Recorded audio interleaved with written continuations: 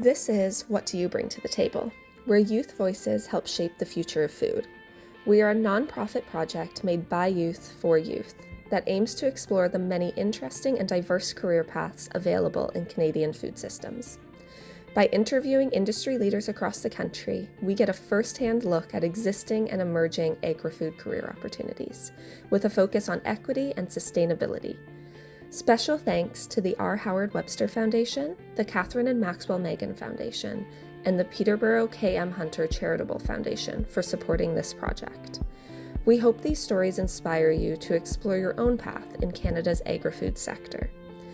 Please visit our website, www.youthinfoodsystems.ca, to sign up for our free monthly newsletter or to follow us on Instagram, Facebook, and YouTube. Now, on to the interview.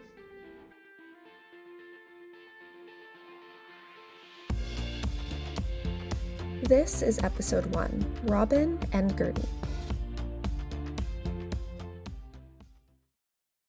So today I'm talking to Gurneet, who works as a dietitian. Thank you for joining us, Gurneet. Thanks for having me, Robin. Yeah. So we're going to get into your background. So what inspired your passion for food, anti-racism, and community health? I have to think back many years, probably when I was your age, thinking about middle school, high school. I always enjoyed cooking. I would help out in the garden. And I guess for me, it's always thinking about what you have around you that influences your health and how you just live. So you can't really, one of the things I really wanted to get into was around healthcare. And so my dad, being my dad, always likes to go and find out information. He'll hear something on the radio or he'll go to a store and be like, oh, this reminded me of you. This is kind of like what you're looking into. So he got me a cookbook and he's like, oh yeah, this person's a dietitian. I think this is like the recipes, like, okay, that was one thing. I think he was just like, you like this type of stuff? This is probably a career choice. And I looked into it and I'm like, yeah, I like to make things. I think at that point I wasn't the best at making things. It's fine. It's more always experimenting. And when I started researching more, that was like one of my high school projects. Like, what do you want to do as a career? And I'm like, I really want to be a dietitian. Not knowing fully what a dietitian does, I went on the website, I searched up a lot of things. I'm like, you need to do undergrad, you need to do your internship, you need to do, and then you do your exam, or you can do a master's and stuff, but you still need to do your exam at the end. So for me, it was like painting that picture. But once I got into it, the first day, you realize, oh my God, like not everyone in this class is going to be a dietitian. And it also made me realize when I got into my undergrad program, we can't talk about food and provide that education and support without knowing if people have access to food and those supports. So that's where I started thinking about food security. Social issues came into play as well, like racism. Yeah, that's a huge thing when it comes to how people thinking about colonized food, thinking about all those different social factors, finances, where you grow up, where you live, what are you working? Can you really make all these meals that are in a nice cookbook? So when I started looking at that cookbook, I'm like, this is nice if you have time on the weekend and you're going to make these muffins and stuff. But if you're on the go, it's not doable. So what kind of made me get into the profession made me realize it doesn't fit everyone. And so where are those different areas that we need to talk about or bring in to highlight and also explore and get the real picture of how can we really provide food education, nutrition education to folks if we don't know where they're coming from, or how can we meet them where they're at? Because cookbook is really beautiful, and not saying that all cookbooks aren't accessible, but sometimes you do need time and energy and resources if you want to make certain things. So for me, I think that's when it really clicked. Who are you? Who are you serving? And what resources and access do they have? Because it's kind of pointless to provide all this great education if folks aren't food secure. So I think that's where my passion really came for. How do I make sure and support food security before I can do the actual part of my job. Moving on to the next question. So you have a lot of experience with like community health, food. So what project has been like the most rewarding to you? Projects, I'm thinking from what I started with to now, I think I started off doing so many different things. When you're younger, you're doing this and that, you're in school. I think now it's been more like work in that sense, or how do you find time to do those passion projects again or keep that going? It does take a lot of energy and time. I'm thinking something I enjoyed. So like if I think in the community and then if I think academically, one of the things like academically that I did was really work on my master's thesis around diversity in the profession. And I guess the feeling started in undergrad. It was going on for many years. And then there's an opportunity to explore how do racialized dietitians feel in the dietetics profession and really go into racism and go into those interviews and conversations. And I guess essentially calling out things that needed to be called out, even though I wasn't even a dietitian yet. But again, to my earlier point around like food and providing nutrition, you can't do the second part without knowing where people stand with their diets. So even with the being a dietitian part, can't really do that without knowing what the current state of the profession is, and do we really support diversity and have those equity-based conversations and confront racism. And I think that's been like an ongoing conversation for many years, and I think it's shifted a bit, which is good. So that's something I'm happy to see on that front. And I think in community, I always like having groups or being a part of groups. Sometimes they're behind the scenes, sometimes they're in front of the scenes. And one thing during the pandemic, when everyone was very, I guess, a little isolated for sure, but then once we were kind of getting out of the pandemic, how do we reconnect with each other and reconnect with advocacy around food? So that's with thinking about the York Region Food Network and our Youth Food Committee. It's almost been 5 years since the group started, and we've had many different rounds of members join over the years and stay in contact and do a lot of cool projects.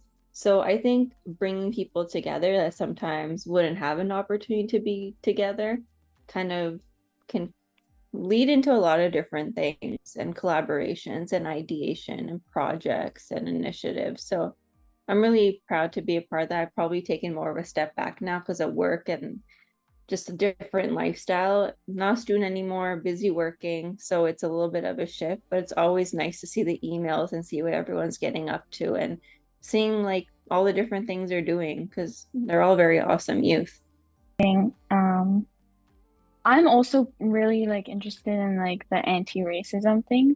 I really think it's good to promote all that, and I'm also very passionate about it too. So I'm glad.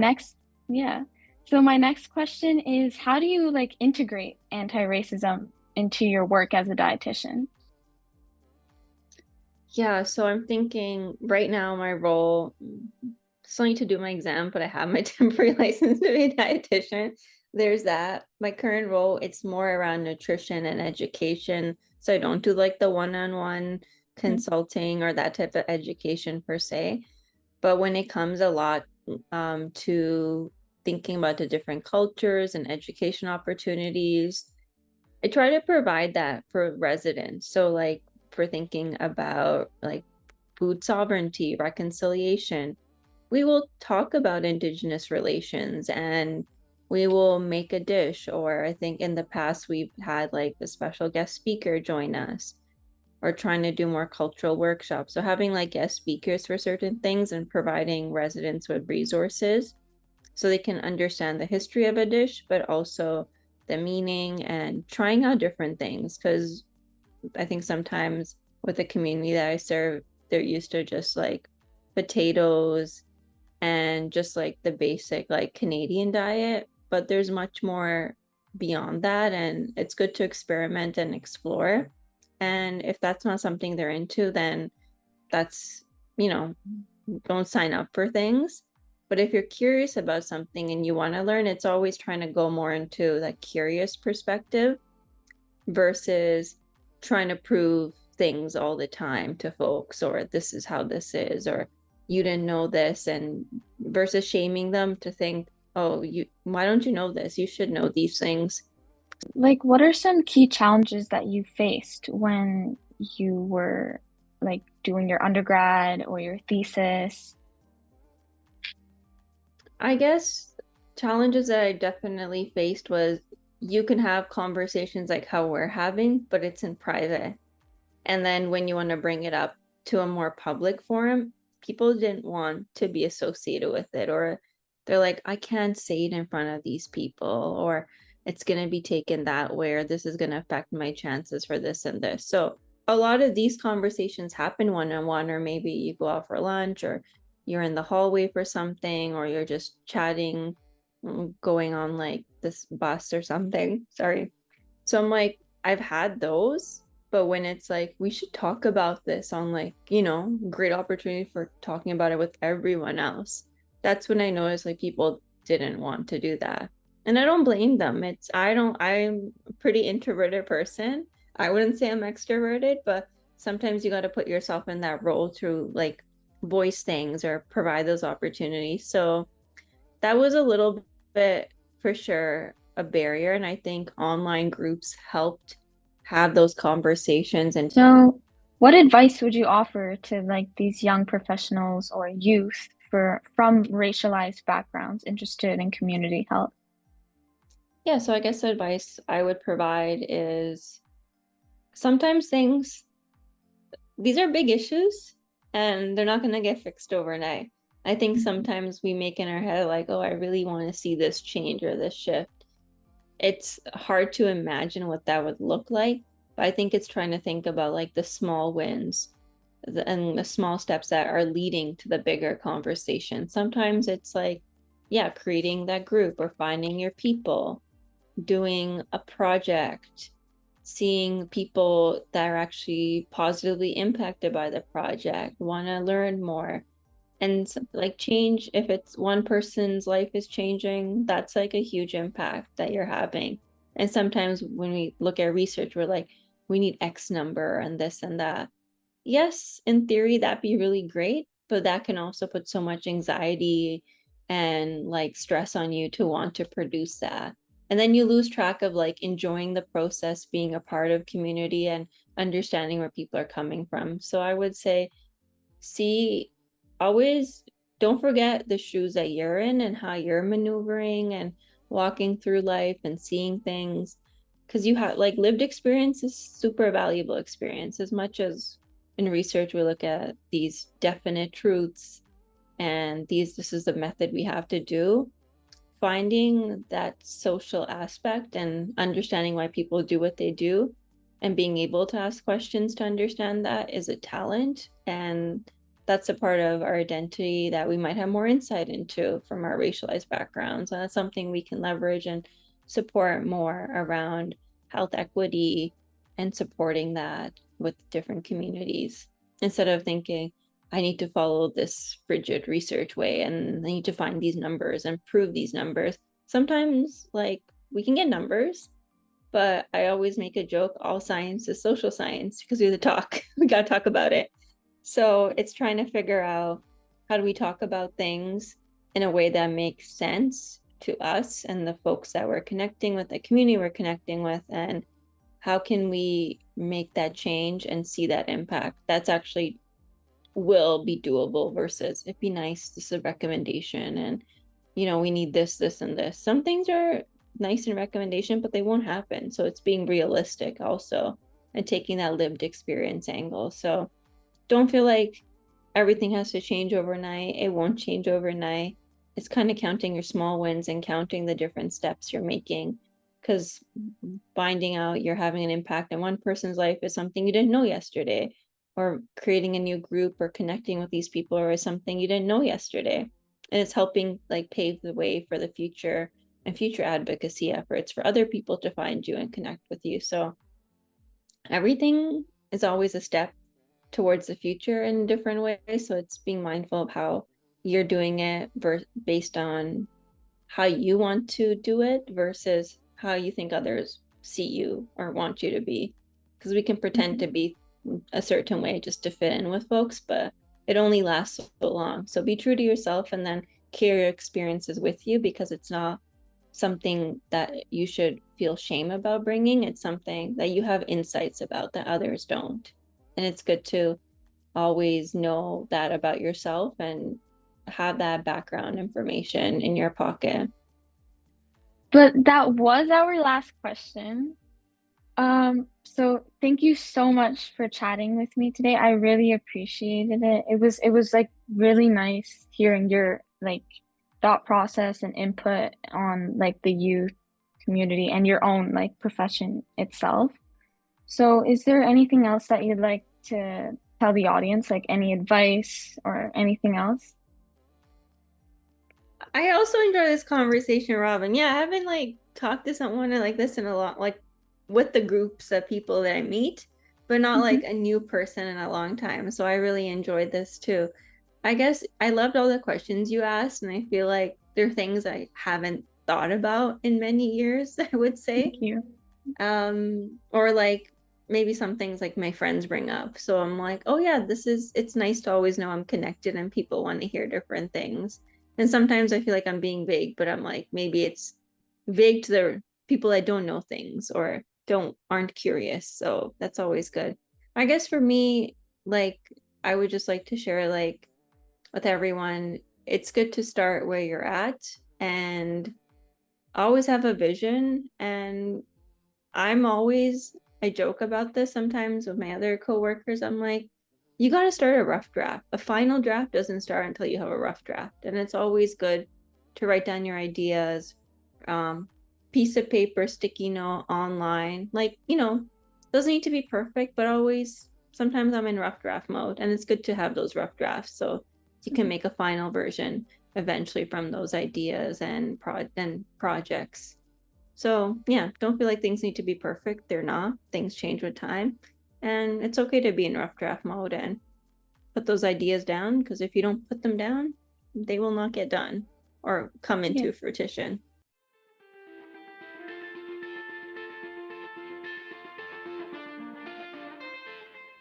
Thank you for listening to this episode of What Do You Bring to the Table? A project of Seeds of Diversity's Youth and Food Systems program. We hope you enjoyed hearing from our incredible guests. If you liked what you heard, leave us a comment, share with a friend, or consider donating to support our youth-led work. Thanks again to our amazing funders, the R. Howard Webster Foundation, the Catherine Maxwell Meighen Foundation, and the Peterborough K.M. Hunter Charitable Foundation. Thanks again for listening. Until then, keep exploring your passions, and see you next time.